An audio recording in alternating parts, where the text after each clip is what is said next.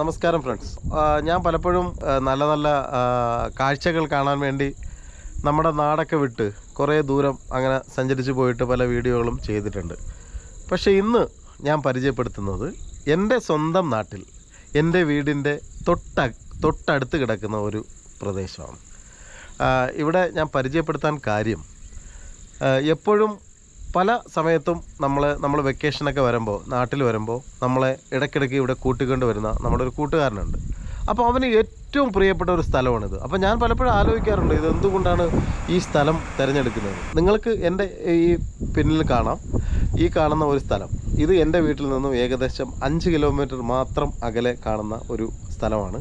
ഈ സ്ഥലത്തിനെക്കുറിച്ച് ഞാൻ നിങ്ങൾക്ക് പരിചയപ്പെടുത്തി തരാം. ഈ സ്ഥലം എന്താണെന്നുള്ള കാര്യങ്ങളൊക്കെ ഞാൻ വിശദീകരിച്ച് തരാം. പക്ഷേ അതിനു മുമ്പ് ഈ സ്ഥലം നമുക്ക് പരിചയപ്പെടുത്തി തന്ന, അല്ലെങ്കിൽ നമ്മൾ എപ്പോഴും വെക്കേഷന് വരുമ്പോൾ നമ്മളെ ഇവിടെ കൊണ്ടുവരുന്ന നമ്മളൊരു കൂട്ടുകാരനുണ്ട്.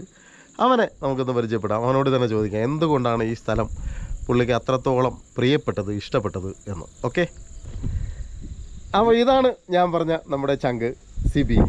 അപ്പോൾ നമ്മളെപ്പോഴും വെക്കേഷന് വരുമ്പോൾ ഇതൊരു സിബി ഒരിക്കലും ഒരു പ്രവാസിയൊന്നും ആകാത്ത ഒരാളാണ്. പക്ഷേ എങ്കിലും ഗൾഫ് രാജ്യങ്ങളിലൊക്കെ ഇടയ്ക്ക് വിസിറ്റിലെങ്കിലും പോയിട്ട് അവിടുത്തെ കാര്യങ്ങളൊക്കെ കണ്ട് അറിഞ്ഞിട്ടുള്ള ഒരാളാണ്. പക്ഷെ നാടുമായിട്ട് വളരെ ഇഴകിച്ചേർന്ന്, അല്ലെങ്കിൽ ഭയങ്കരമായിട്ട് നാടിനെ ആസ്വദിക്കുന്ന, നാടിനെ ഇഷ്ടപ്പെടുന്ന ഒരു തനി നാടൻ നമ്മുടെ ഒരു കൂട്ടുകാരനാണ് സിബി. അപ്പോൾ സിബിയാണ് നമ്മളെ പലപ്പോഴും ഇവിടെ കൂട്ടിക്കൊണ്ടുവരുന്നത്. അപ്പോൾ ഞാൻ സിബിയോട് തന്നെ ചോദിക്കാം, എന്തുകൊണ്ടാണ് സിബി അളിയന് ഇത്രയ്ക്കും ഈ സ്ഥലത്തോട് ഒരിഷ്ടം? അളിയെ പറഞ്ഞ കണക്ക് തന്നെ ഞാൻ പല സ്ഥലങ്ങളിലും പോയിട്ടുണ്ട്. എന്നിരുന്നാലും എനിക്ക് എന്നെ സംബന്ധിച്ച് ഇവിടെ വരുമ്പോഴത്തേക്ക് നമ്മളെ വീടിൻ്റെ തൊട്ടടുത്ത് കിടക്കുന്ന സ്ഥലമാണിത്.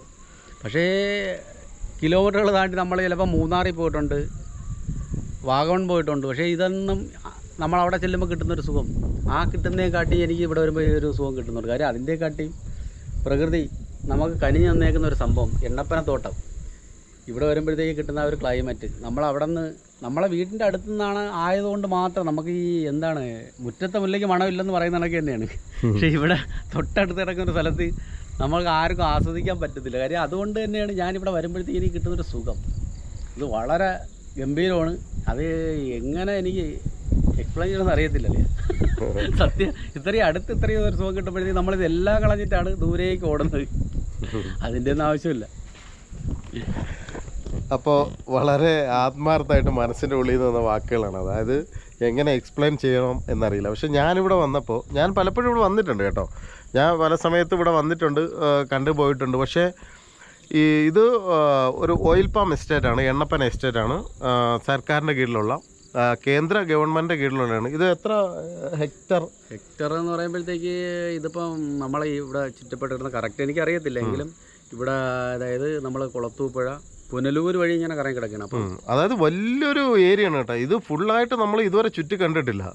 അത്രയ്ക്ക് മനോഹരമായ സ്ഥലമാണ്. ഇവിടെ കയറി വരുമ്പോൾ സെക്യൂരിറ്റി ഗാർഡ് ഒക്കെ ഉണ്ട്. പക്ഷേ നമുക്ക് പരിചയമുള്ളതുകൊണ്ട്, പ്രത്യേകിച്ച് അളിയന് പരിചയമുള്ളതുകൊണ്ട് അവിടെ നിന്ന് ഇങ്ങനെ നമ്മളെ കയറ്റി വിടുന്നതാണ്. പക്ഷേ ഇവിടെ സ്പെൻഡ് ചെയ്യുക എന്ന് പറഞ്ഞാൽ, പ്രത്യേകിച്ച് ഈ ഒരു മഴ സമയത്ത് ഈ ഒരു വൈബ്, ഈ ഒരു മിസ്റ്റ്, ഈ ഒരു ഫോഗ് കാര്യങ്ങളൊക്കെ കണ്ട് ഇവിടെ സ്പെൻഡ് ചെയ്യാൻ പറ്റുക എന്ന് പറഞ്ഞത് ഒരു വല്ലാത്തൊരു എക്സ്പീരിയൻസ് ആണ്.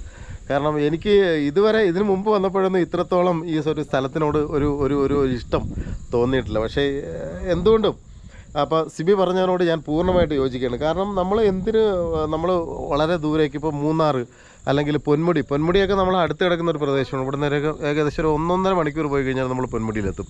പക്ഷെ പൊന്മുടിയിലൊക്കെ കാണുന്നതിനേക്കാളും അപ്പുറം ഒരു കാഴ്ചയും ഒരു വൈബും നമുക്കിവിടെ കിട്ടുന്നുണ്ട്. അതുകൊണ്ടാണ് ആ കാഴ്ച നിങ്ങളുമായിട്ട് കൂടെ നമ്മൾ പങ്കുവയ്ക്കുന്നത്.